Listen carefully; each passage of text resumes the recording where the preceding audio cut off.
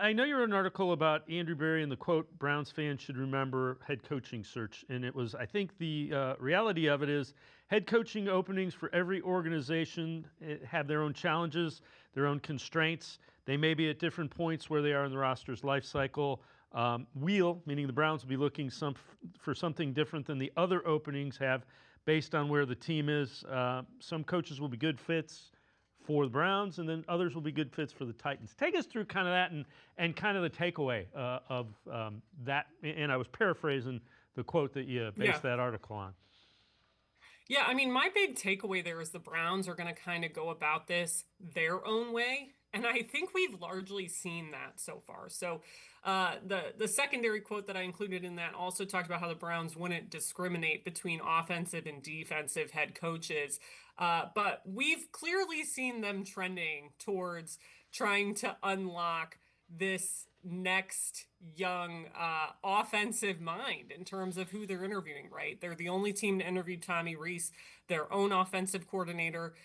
They were the first team to put in a request for the Rams pass game coordinator, like trying to tap into that Sean McVay coaching tree, Nate Scheelhaus. I think Yep, I'm gonna have to learn how to say that last name. it is. You I'm got still working. it. Yeah, and he's only 35. I want to say he's in his Yep. 30s. Then, of course, they put in the request to get with Grant Udinsky, the Jaguars OC. He's only 30 years old, and all of these guys come from really prominent coaching trees.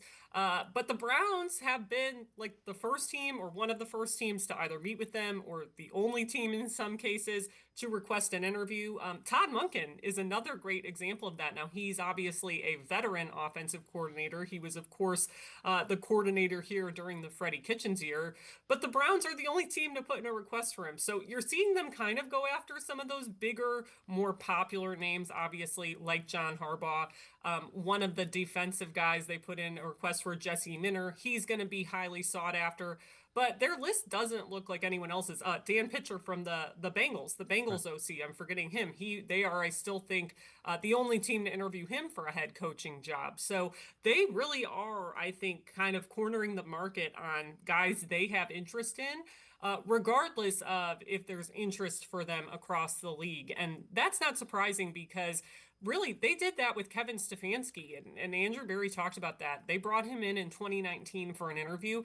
He didn't have any other interview requests that year, and then they ultimately went back and requested him again after they fired Freddie. And there was more steam around him that time. But we've seen this front office before not be afraid to go after guys they think can do it, could add something here, even if other teams across the league are not requesting interviews with them.